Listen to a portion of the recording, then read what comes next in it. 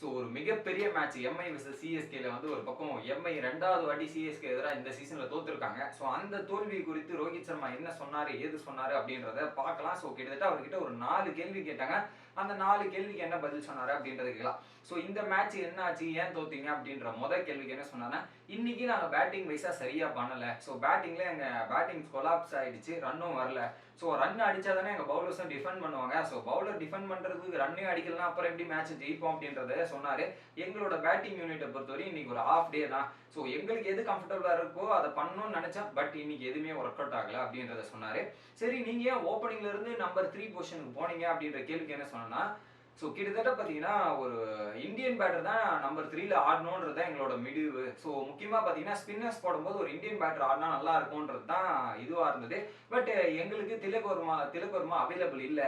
So அவர் இல்லாத காரணத்தால் நான் 1 டவுன் வரலாம்னு நினச்சி வந்து ஆடணும். பட் அதுவும் செட் ஆகலை. ஸோ என் விக்கெட்டும் அந்த பவர் பிளேலேயே போனதுக்கப்புறம் மேட்ச்சில் கம்பேக் பண்ணுறதுக்கு ரொம்பவே கஷ்டமாக இருந்தது அப்படின்றத சொன்னார்.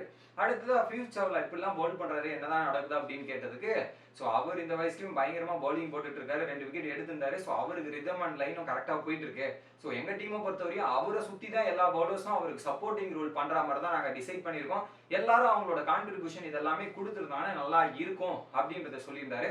லாஸ்டா வந்து ஸோ இந்த ஹோம் அட்வான்டேஜ் இதெல்லாம் என்ன நினைக்கிறீங்கன்னு, இந்த சீசனை பொறுத்தவரையும் ஹோம் அட்வான்டேஜ்ன்றது எல்லா டீமுமே பார்த்தீங்கன்னா, ஸோ ஒரு சில ஹோம் மேட்சஸ் ஜெயிச்சிருக்காங்க, தோத்துருக்காங்க. ஸோ இதில் வந்து ஹோம் அட்வான்டேஜ்லாம் ஒன்றுமே தேவையில்லை.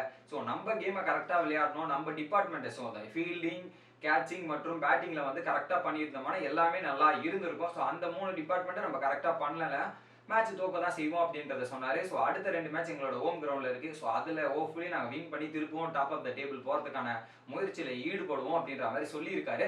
நீங்க என்ன நினைக்கிறீங்க அவர் சொன்னதை பத்தி அப்படின்றத கமெண்ட் பண்ணுங்க. வீடியோ பிடிச்சிருந்தா லைக் பண்ணுங்க.